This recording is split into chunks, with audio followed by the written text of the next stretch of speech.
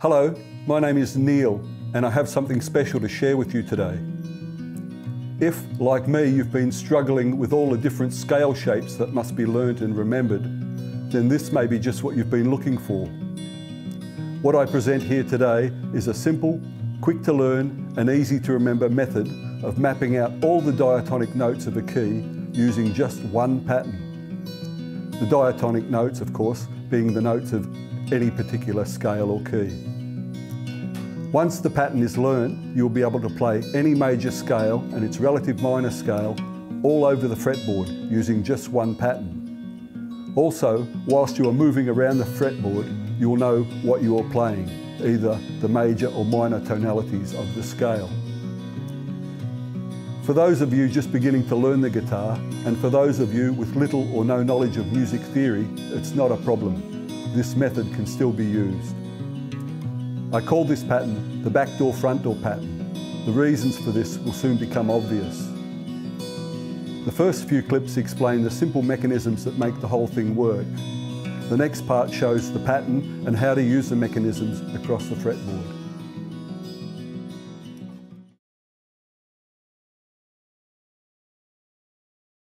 This first idea is called registers. Here we have a 4-fret register. There is one finger assigned to each fret space, and all the notes that occur within that fret space are played by that finger.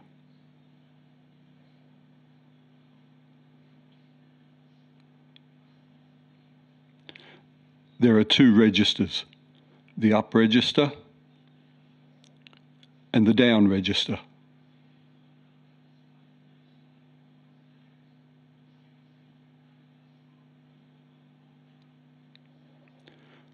Notice that there is a shared fret space between the 2.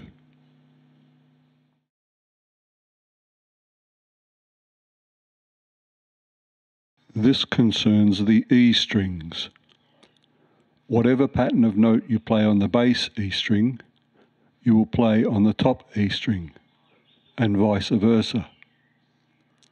It doesn't matter if it's a 3-note pattern or a 2-note pattern. This one is called the tricky string, and it demonstrates the pattern shift necessary to accommodate the standard tuning arrangement. Here we have a group of 4 notes in a box pattern. When we move this group of notes up one course of strings, the pattern remains unchanged. When we move it up another course of strings, the pattern still remains unchanged. But when we move it up to the next course of strings, the 2 notes on the second string must be moved up 1 semitone. When we move it up again another course of strings, we get back to the box pattern. This necessary shift of the pattern only occurs between the second and third strings. When moving from the third string to the second string, the notes on the second string must be raised by 1 semitone. When moving from the second string to the third string, the notes on the third string must be lowered by 1 semitone. Here we have a group of 6 notes. When we move these notes down one course of strings, the notes moving onto the third string have been flattened by 1 semitone. When we move down another course of strings, the notes moving onto the third string have been flattened by 1 semitone. Now, as we move down through the other courses of strings, no changes occur.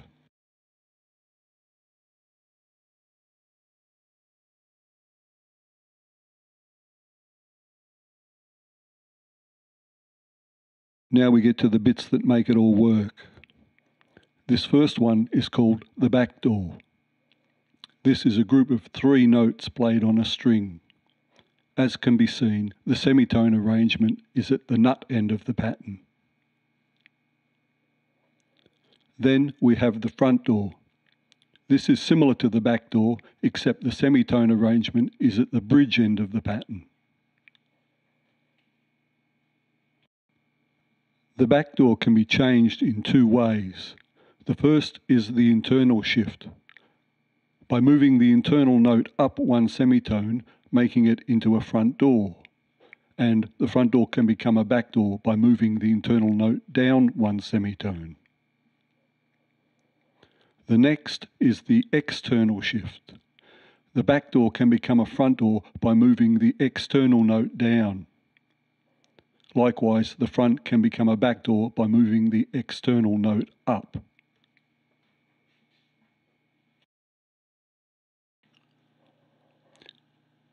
In the instance of two backdoor patterns, I've labelled them backdoor 1 and backdoor 2. Likewise, in the instance of two front door patterns, I've labelled them front door 1 and front door 2.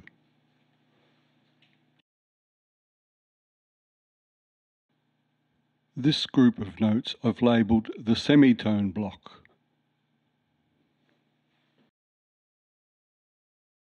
This is about the 7th note resolution. We start off by building a G major scale. Now that we have the scale, the 7th note is our focus here. Play it through and hold the 7th note, noting the tension of that note is unresolved until the upper or lower tonic is played.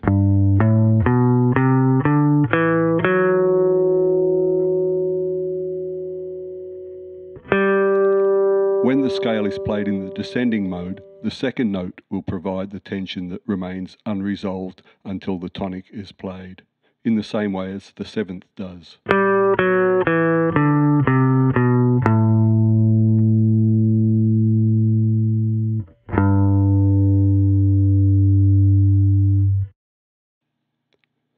What we do now is add the 7th note 1 octave lower to the scale.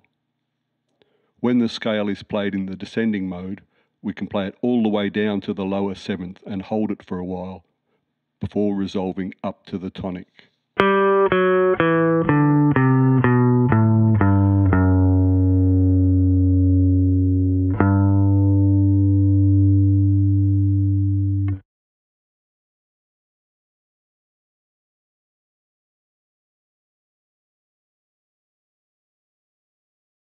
Now that we have the 7ths in place, what we have is a 1 octave scale with the extra 7th an octave lower. It's made up of a back door, and a front door. Let's extend that to 2 octaves. And this section's made up of a front door, the transition, and a back door on the high E is the same as the back door on the low E. These two notes I call the transition. They're the last two notes of the pattern, and after that the pattern repeats, which I'll show you in the next clip.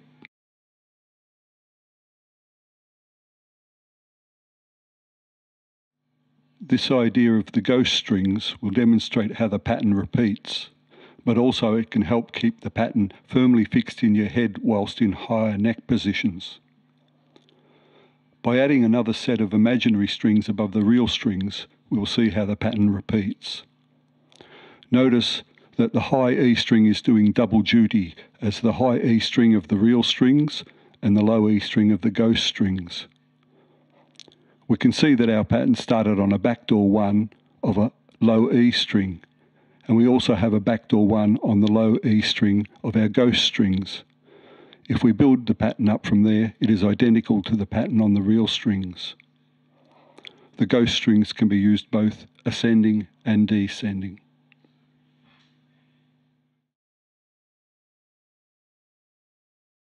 This is another way to demonstrate the cyclic nature of the pattern. Think of it like a video game, where as you leave the maze on one side of the screen, you enter again on the other side of the screen. Here is a 2 octave G major scale. As you exit the fretboard on the treble side of the neck on the high E string, you enter the fretboard from the bass side of the neck on the low E string, and the pattern starts again.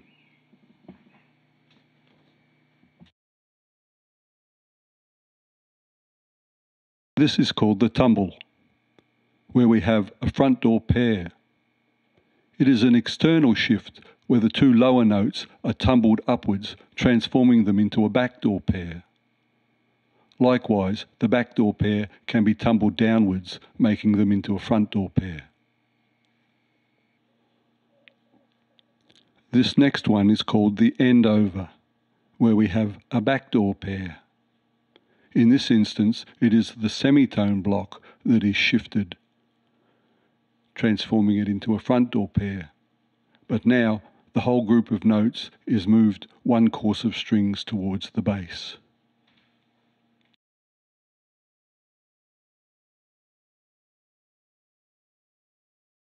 In this part, we explore the tonal aspects of the backdoor section of the scale. We make up our 2-octave scale, and I highlight the first octave, and that's made up of the backdoor, front door. Now I add in the note numbers,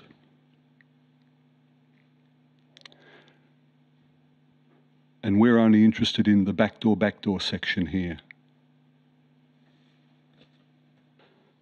When we analyse the tonal makeup of the backdoor section, we see that it has the 1 or root note, the 2nd, the 3rd, the 4th, the 5th, and the 7th notes of the scale. For those people who understand music theory, that gives us the 1-3-5 major triad, plus the 2nd, the 4th, and the 7th. That makes a major chord with a major 7th extension and a suspended 2nd and suspended 4th. For those of you who don't have a handle on music theory, it's not a problem. Just remember that the backdoor section are the major tonalities of the scale.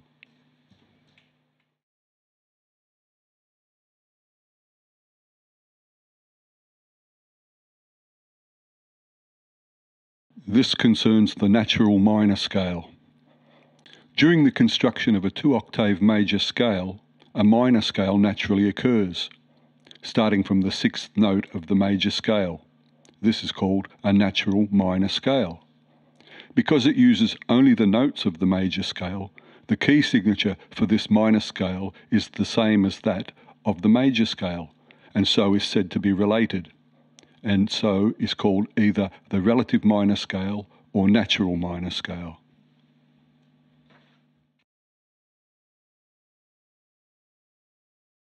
Now we'll take a look at the tonal aspects of the front door section of the scale. We start off by making a 2-octave major scale as before.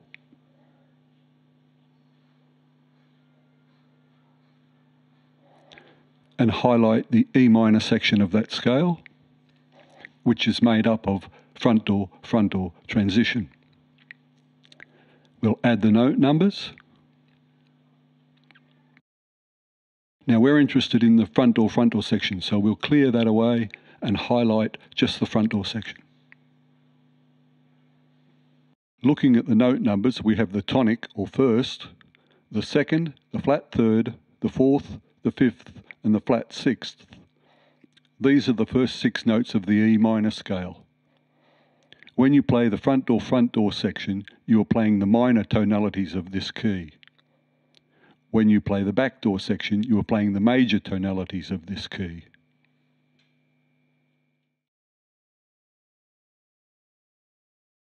In revision, what we have now is a 1-octave scale with the extra lower 7th added, which is made up of backdoor, front door. The scale has been extended to 2 octaves. This gives us the whole pattern, which is backdoor, front door, transition, after which the pattern repeats, which has been shown by the ghost strings exercise and the video game analogy. I recommend at this stage that you practice playing the pattern up and down across the fingerboard until you are comfortable with it, and you can do it without having to think what comes next. From here on, I will refer to this pattern of backdoor, front door transition as the set sequence. And when the time comes to add the new notes to the next part of the fretboard, this is what I'm referring to.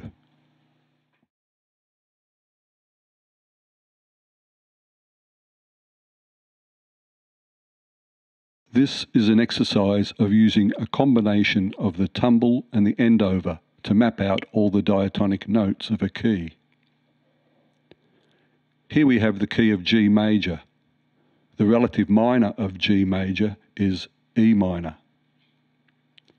Starting from the low E string, there is a front door 1, then front door 2, followed by the transition. This is the E minor part of the key. Following this is a backdoor 1. The crossed out note cannot be played. I have included it just to clarify the pattern. On the next string is backdoor 2, which has crossed the tricky string and so has been raised 1 semitone. And on the high E string is a front door 1, the same as on the low E string. For the addition of the next group of notes, we will begin by using the tumble. These highlighted notes tumble up, transforming what were the front doors into back doors. Now we have the new backdoor position, we can apply the set sequence. After the backdoor comes the front door, followed by the transition, which has been moved up 1 semitone because of the tricky string. Then the backdoor on the high E string is the same as the backdoor on the low E string. With this next group of notes, we have several choices. The use of the ghost strings here will help clarify the pattern shift. We can tumble the front doors, highlighted here. We can end over the bass back doors, highlighted here. Or we can end over the treble back doors, highlighted here. Remembering that with the end over, the moved notes slip 1 string towards the bass. This time we'll end over the bass back doors, remembering that the end over is an external shift of the semitone block. This now gives us front door 2 on the bass string. Now we can add the set sequence. After front door 2 comes the transition, followed by backdoor 1, backdoor 2. Next comes front door 1, which crosses the tricky string and so is raised 1 semitone. And on the high string is a front door 2, the same as on the low E string. We can now add the next group of notes, and again we have several choices. We can tumble the front door pair, highlighted here on the high strings, and add the set sequence descending from there. Or we can end over the backdoor pair, highlighted here, and add the set sequence ascending and descending from there. This time we'll end over the backdoor pair, highlighted here, giving us the new front door pair position. Now we can apply the set sequence up and down from this new position. Heading towards the bass, there is backdoor 2, and heading towards the treble is the transition. Next is backdoor 1, which has been moved up 1 semitone because of the tricky string, followed by backdoor 2, the same as on the bass E string. For the next group of notes, we again have several choices. The front door pair, highlighted here, can be tumbled up, giving us the new backdoors position, from which the set sequence can be added. Moving towards the bass, the transition can be added on the bass E string. Moving towards the treble, the front door 1, followed by front door 2, which has crossed the tricky string, and so has been raised by 1 semitone. Then the transition on the high string, the same as on the low E string. For this next group of notes, we can tumble the front door pair, highlighted here, or we can once again use the end over on the back door pair, highlighted here, which gives us the front door pair in the new position on the bass strings. Adding the set sequence, we have the transition on the next string, followed by backdoor 1, then backdoor 2 crossing the tricky string has been raised by 1 semitone, and a front door 1 on the high E string, the same as on the low E string. From here, the pattern continues on up the neck in the same manner, revealing all the diatonic notes of the selected key.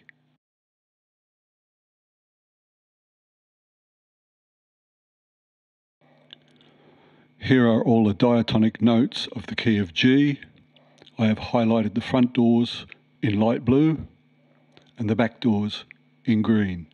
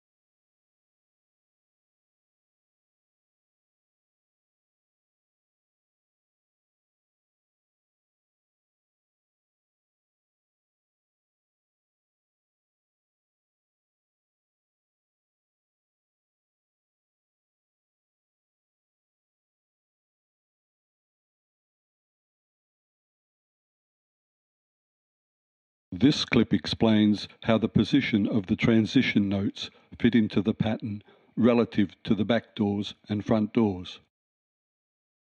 Once this simple idea is understood, it will make movement around the neck a lot easier. Starting with the front door pair, represented here by the long green bar. Next, the transition notes are added, represented by the short green bar. This is the normal arrangement of the transition to front door pair, unless it is shifted by the tricky string. To demonstrate this, here is a 2-octave G major scale.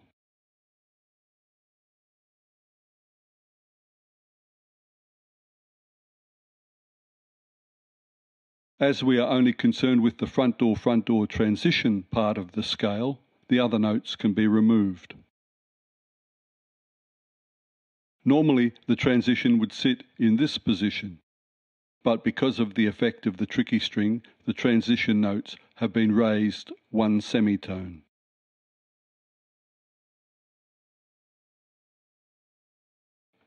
Here are the transition notes. The transition notes are already represented by the short green bar.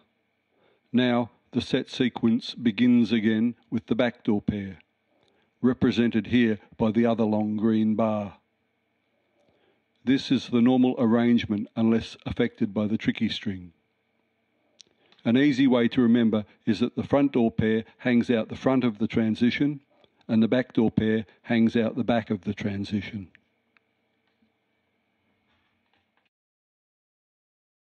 This is called hop, step and jump. It's about how to switch between registers. Here are the up register and the down register. The tonic here is A. And here are the other 3 notes of the up register. From the tonic to the second note of the register is the hop. From the tonic to the third note of the register is the step. And from the tonic to the fourth note of the register is the jump. The second note is so conveniently placed that I'll leave it where it is. The third note, the step note in the up register, can be found as a jump down into the down register onto the next string. The fourth note of the register, the jump note, can be found as a step down into the down register on the next string. Time to try this with a minor scale, which is made up of front door frontal transition. From the tonic to the second note of the scale, which is a step, the same note can be found as a jump down into the down register onto the next string. From the tonic to the third note of the scale, which is a jump, the same note can be found as a step down into the down register onto the next string. The fourth note of the scale remains where it is. The fifth note of the scale is a step up from the fourth. The same note can be found as a jump down into the down register and onto the next string. The sixth note of the scale is a jump. The same note can be found as a step down into the down register onto the next string. The seventh note remains where it is. The eighth note of the scale is a step up from the seventh. The same note can be found as a jump into the down register onto the next string. And so here we have an A minor scale in the up register and the same A minor scale in the down register.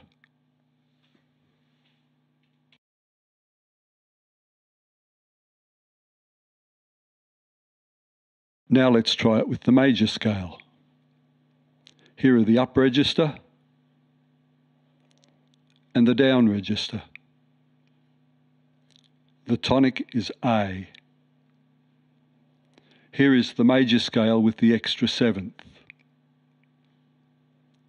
Here's the tonic. The second note is a step up from the tonic. The same note can be found as a jump down into the down register and onto the next string.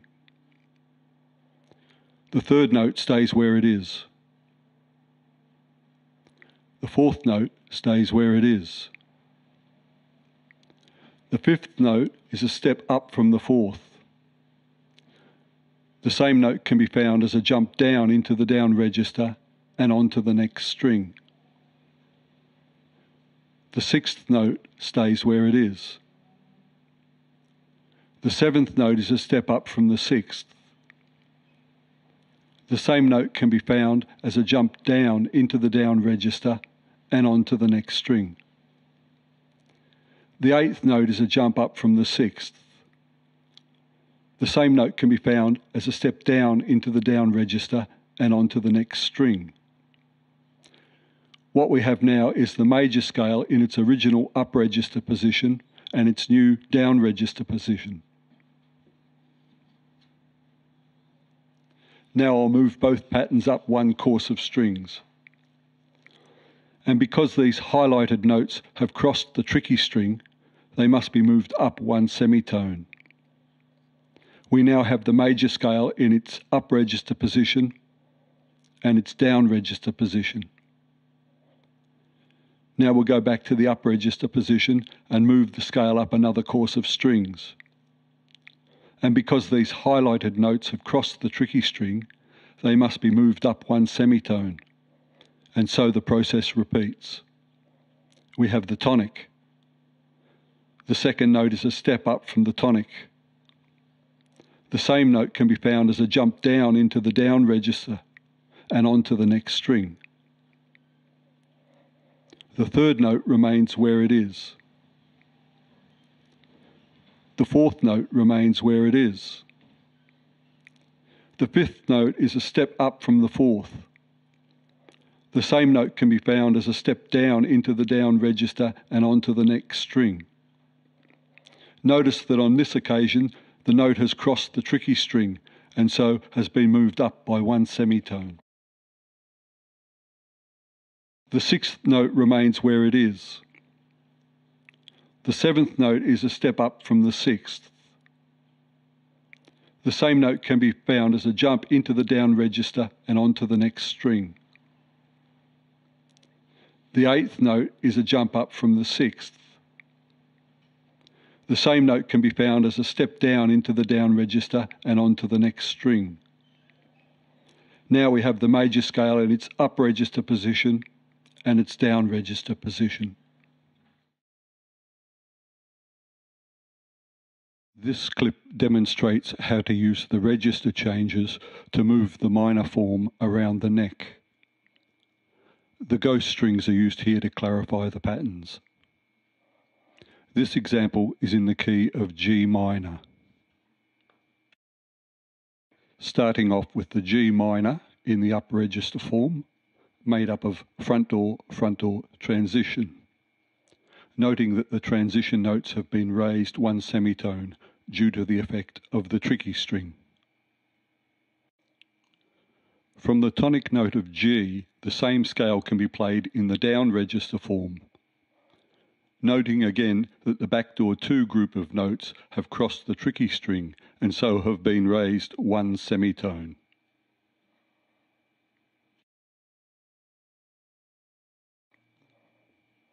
Or, if you decide to play the scale in descending order, starting again from the tonic, the up register can be used, ending on the G note 1 octave lower.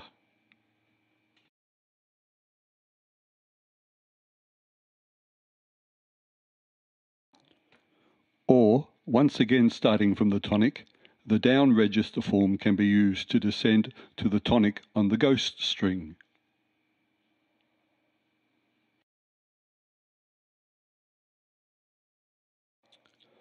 It can now be seen that from the starting tonic note, there are 4 choices: the up register ascending, the down register ascending, the up register descending, and the down register descending.